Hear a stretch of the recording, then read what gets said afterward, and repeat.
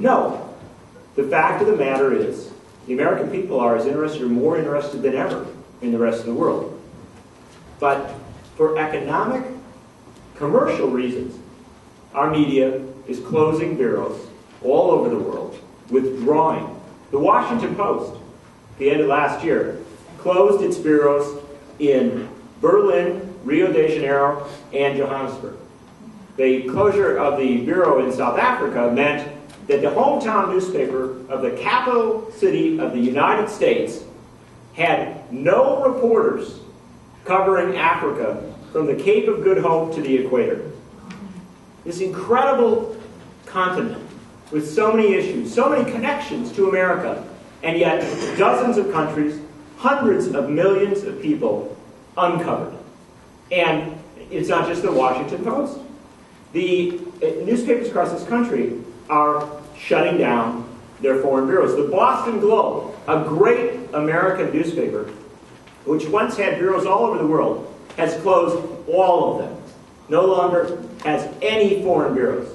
The Baltimore Sun, which when I went into journalism had a foreign service corps. They had so many reporters around the world that they actually, you would train for it to go to work for the Baltimore Sun so you could cover the world. More than a dozen bureaus around the world. Today, the Baltimore Sun has no foreign bureaus.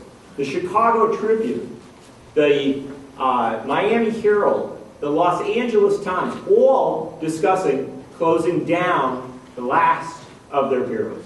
This incredible withdrawal from the world. And what happens?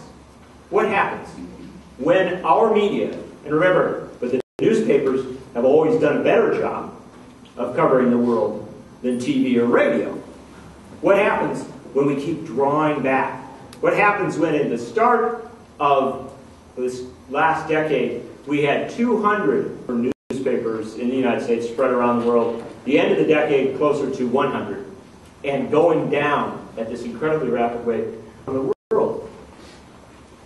The wealthiest, most powerful nation in the world becomes disconnected, disengaged. We see the rest of the planet as something different, something far from us. And the great humanity, the great decency of the American people, the practical willingness of the American people to engage with the challenges of the world. Better, the character and nature of this planet is decreased, is diminished. We see it as the foreign, the distant, the scary, the frightening. And we become ignorant. We become unable to govern ourselves. We are no longer capable of engaging in the decisions about foreign policy that the founders intended us to be actively engaged in.